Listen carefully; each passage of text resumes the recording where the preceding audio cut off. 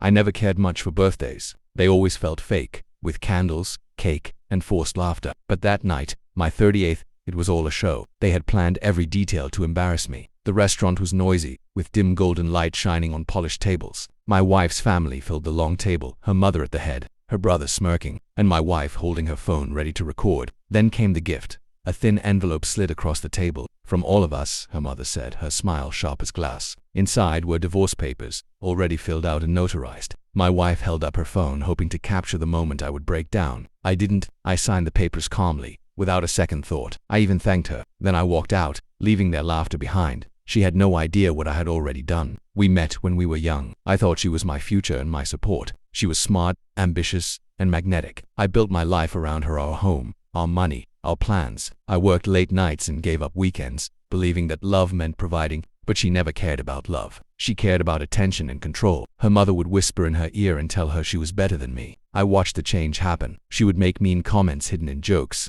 and my successes seemed to annoy her. My presence felt like an afterthought. I told myself that marriage has its ups and downs, that things would get better, that she was still loyal. I was wrong. The truth wasn't dramatic. I didn't find lipstick on his collar or suspicious perfume. It was a series of strange things. Her phone was always locked. Her late yoga classes left her smelling like whiskey, and her mother suddenly wanted to help us with our finances. The final moment came one night when I woke up to whispers in the kitchen. I listened from the hallway, hearing her mother's sharp voice and my wife's eager one. They were making plans to empty our accounts, sell our house, and make me look like the bad guy. They laughed at the idea of me scrambling, saying I wouldn't see it coming. That was the night my sadness went away and something colder took its place. I didn't confront them. That would have been emotional and messy. Instead, I watched, documented, and collected. First, the finances. I sold things they thought I couldn't touch, and moved the money to places they couldn't find. I used secret accounts, quiet transfers, and silent withdrawals. I built a wall they would never climb. Second, the evidence. I saved screenshots of messages, recorded their late-night whispers,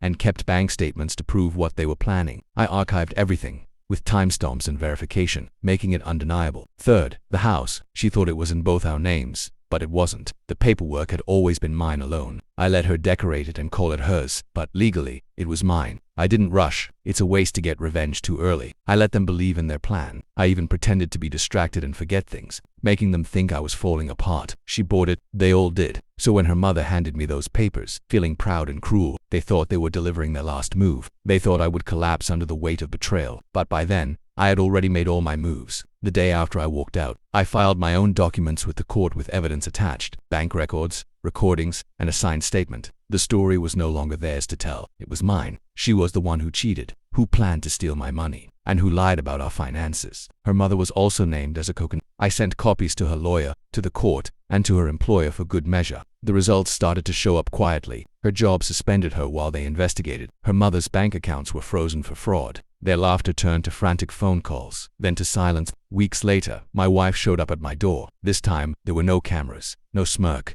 just red eyes and trembling hands. "You planned this," she whispered, as if the idea had just hit her. I didn't answer. She wasn't wrong. She begged, then said her mother had tricked her, said she had made a mistake. Her voice cracked under the weight of her own lies. I let her speak, let her fall apart, and let her realize that I no longer knew the meaning of mercy. When she was done, I closed the door slowly and quietly, like the ending of a chapter. Court was clinical. The evidence was laid out in clean binders. Her lawyer scrambled to fight what couldn't be fought. Every smirk she had ever worn during our marriage disappeared as the judge read the findings. The property was mine. My money was safe. The story was entirely my own. Her mother sat in the gallery, pale and trembling. Their plan of manipulation crumbled with every page turned. There was no applause, no big outburst, just the sound of a gavel, final and irreversible. Now, when I think back to that restaurant table, with the candles flickering and glasses clinking, with her phone capturing what she thought would be my end, I almost laugh. Because the moment I signed those papers, she thought she had won. She thought the show ended with my exit. But that was only the first act. The real show was everything that came after, watching their power fall apart, their confidence rot,